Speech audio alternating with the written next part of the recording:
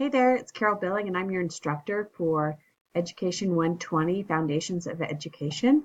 And so, first, I just have to tell you, it's one of my favorite classes to teach. In fact, probably pretty close to my main favorite class. The reason why is it's just so much fun to see people coming into the industry and then get to talk about what I really love doing. I love teaching.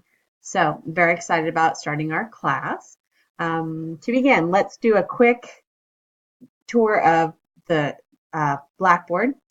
What I found in online classes is every online instructor thinks they organize their Blackboard in a completely logical manner, and every student feels like they can't find anything in the Blackboard.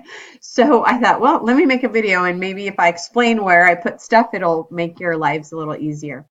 So we'll start just at the top with announcements, anything that's news or newsworthy.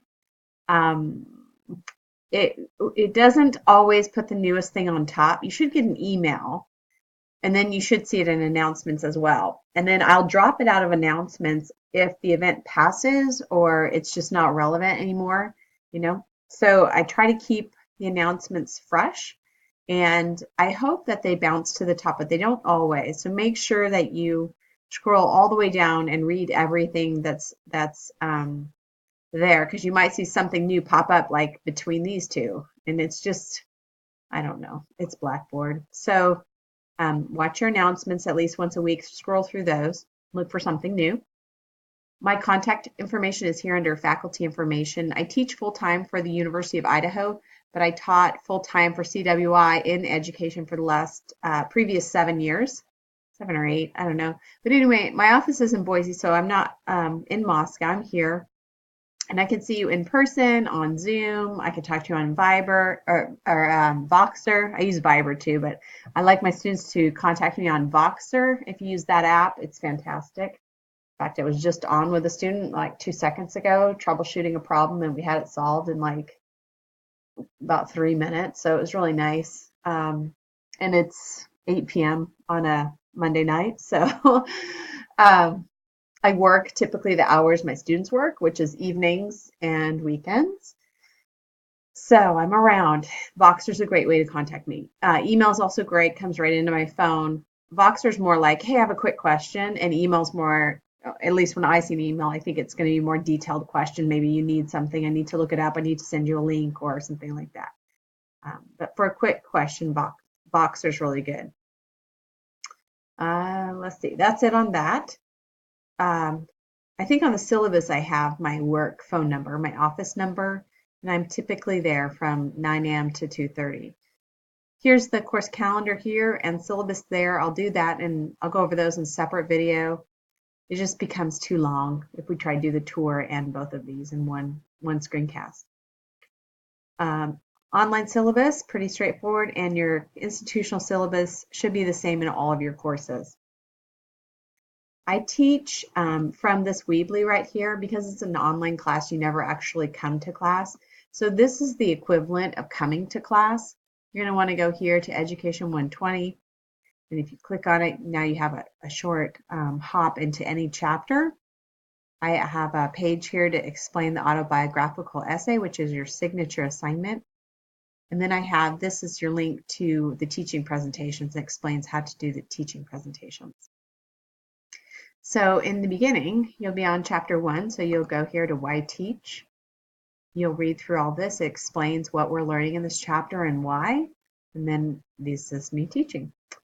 Or I bring in people that are funny. And I give you a couple links that are relevant. So that's kind of how you go to class. Let's see.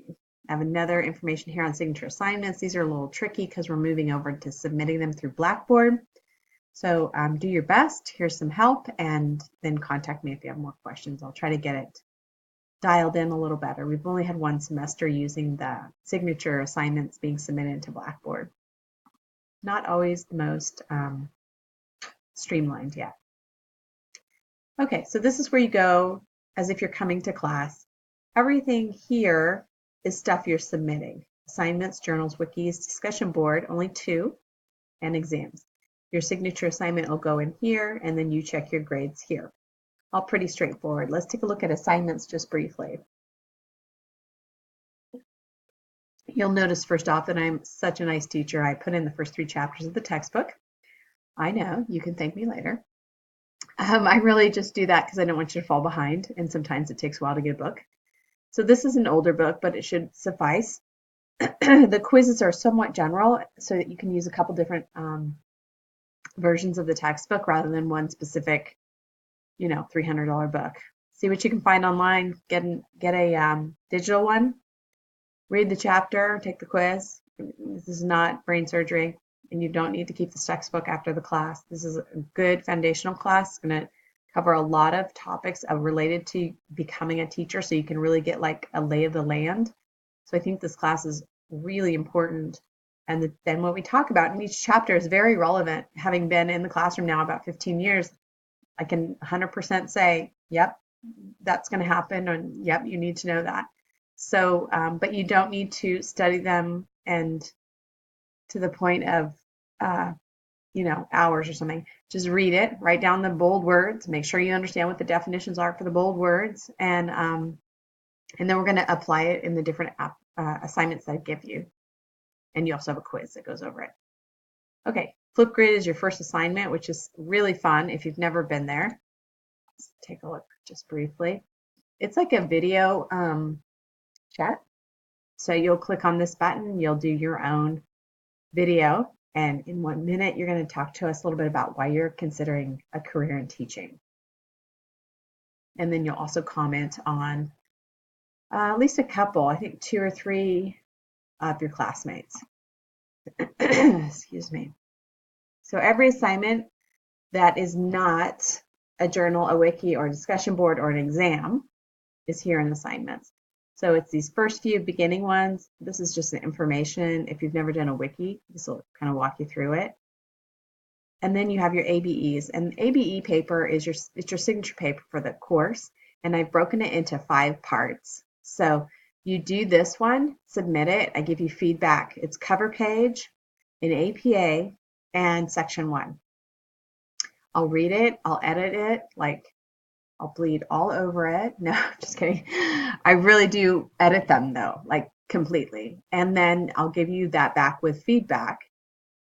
You make the changes, then you add section 2 and you submit the whole thing back to me. So section ABE number 2 includes the revised cover page and section 1, and then a brand new section 2. So I'm going to look and make sure that you've made the corrections here, plus I'm going to edit the new stuff. And then 3 is exactly the same. Everything previously edited, and then the new section 3. All right, I think you get the idea. 4 is new. I'll have 1, 2, and 3 edited and fixed. 5 is 1 through 4 are edited and fixed, and 5 is new. And then after that one, you make whatever changes are necessary and you'll submit your final version. So to be quite honest, by the time you get to your final ABE, I've read it 5 times. It is pretty stinking awesome.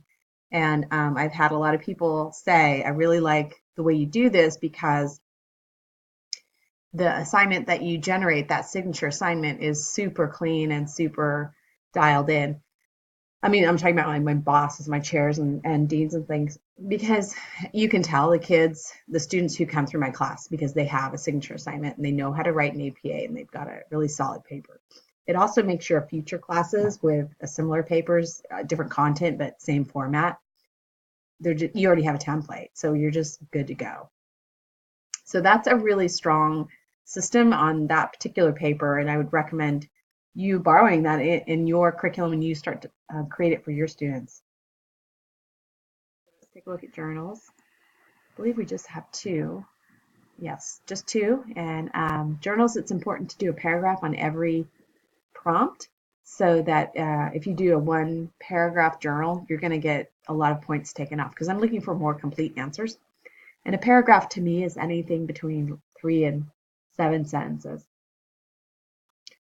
There's a lot more wikis in this class. I like the wikis because it enables you to discuss, you're creating a document sort of together. You can get other people's ideas and read their thoughts. So going into the expectations, which is the first one, you can see it's right here. add your expectations to the wiki. You know, what do you expect to get out of the class? What do you expect to, you know, any expectations you have for the class. It's just always good to get those expectations out there early. You're going to click Edit Wiki Content, and then right down here below my little sample, you would go in and start add yours, and I would put stars to divide them, and it just sort of builds a long document together. So those are the wikis. You do the research before, you know, go and look at the prompt, but then research it and come back in and add your part. Discussion boards, I just have 2, and these are really useful for uploading a couple of different items and then allowing you to look at each other's work and comment. So we do the draft in here, and we do the final teaching presentation in here. So you can take a look at those, but that's all that discussion boards are. It's really a place where you're going to upload your teaching presentation, PowerPoint, Prezi, one of the two, a visual aid and a lesson plan. And you're going to read each other's work and get ideas from each other. And then I'll also go in there and be giving you feedback. Okay, under exams, you have all of the exams are loaded and ready to go. They're not hard. They're not hard. Do not panic. Do not worry. There are 13 of them. They're like 10 points each. That equals 130 points. You're making a lot of other points on other assignments. I don't put a lot of focus on standardized testing because I don't think it's effective. What it does, though, is it makes sure that you read the chapter. So you can work ahead on these. You don't have to wait. Excuse me, I'm losing my voice. So they're all out there. And in fact, you can work ahead on any assignment that you'd like. If you don't do ABE 1, 2, and 3 right away, because I need to look at one and give you feedback first. So consider if it's something you need feedback on before you go to another one. And then just if you're in a hurry or you just want to let me know, I have my ABE 1 in early. Can you take a look? I'm happy to do that. Just shoot me an email. So I'll see that email when I sit down to work and I can go over and give you some feedback. Okay, your signature assignment's going to go in here. There's your link to submit that. And this goes in 2 places because this course fulfills your social behavioral ways of learning and knowing or something like that, social and behavioral. And then it also fulfills your ethical requirements. So you upload the signature assignment in 2 places. And I have that explained, explained in my Weebly under signature assignment. And then your grades are the last one. So I'm sorry, it's getting late in the day and I'm losing my voice, but that is it. I hope that helps you navigate, and let me know what questions you have. Okay, bye.